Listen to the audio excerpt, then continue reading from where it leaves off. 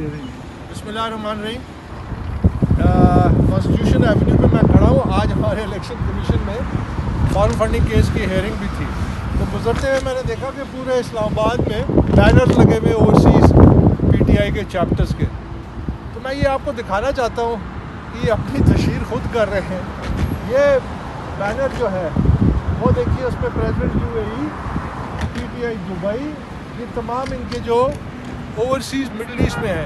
मैं पूछता ही हूँ कि यहाँ से जो पैसा है वो इलेक्शन कमीशन के रिकॉर्ड में कहाँ है? बस इतना सवाल है। आगे पीटीआई न्यूयॉर्क का एक बहुत बड़ा वो लगा हुआ है पोस्टर, इसमें पीटीआई न्यूयॉर्क के मुख्तलिफ ओहदेदारों की तस्वीरें भी हैं। सवाल सिर्फ ये है कि ये पीटीआई न्यूयॉर्क से पाकिस्तान तहरीक इंसाफ को कितना पैसा आया, इलेक्शन कमीशन के रिकॉर्ड में नहीं है। आगे चलते हैं। ये पीटीआई जर्मनी के ओहदेदार हैं और ये आपके सामने हैं ओहदेदारों की तस्वीर और उनके नाम। मैं पूछना चाहता हूँ पीटीआई जर्मनी ने कितना पैसा दिया पीटीआई को? मैं इन लोगों से कहता हूँ कि आप उनसे पूछें कि इलेक्शन कमीशन के रिकॉर्ड में जो हमने पैसा जमा कराया वो किधर है, क्योंकि इलेक्शन कमीशन में तो कोई रिकॉर्ड नहीं। आगे चलते हैं। बहुत बड़ा बैनर लगा हुआ है, आप देख सकते हैं, इसमें ओहदेदारों की तस्वीरें भी हैं।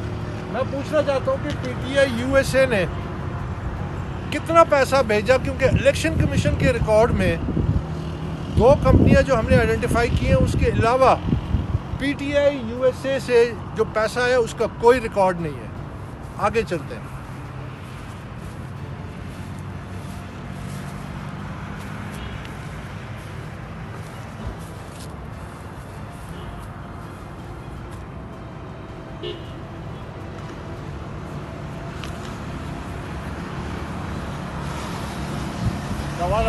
फोटो जी, ये पीटीआई यूके का बैनर है, पोस्टर है।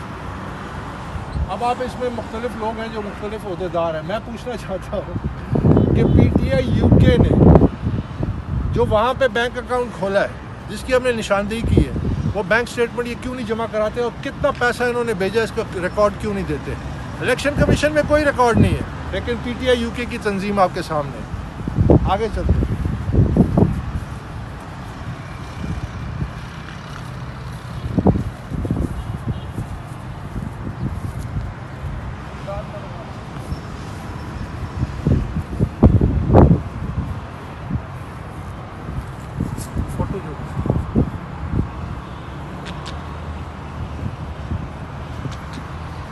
हाँ जी, ये PTI kingdom of Saudi Arabia का ये बैनर आप देख रहे हैं, इतना बड़ा।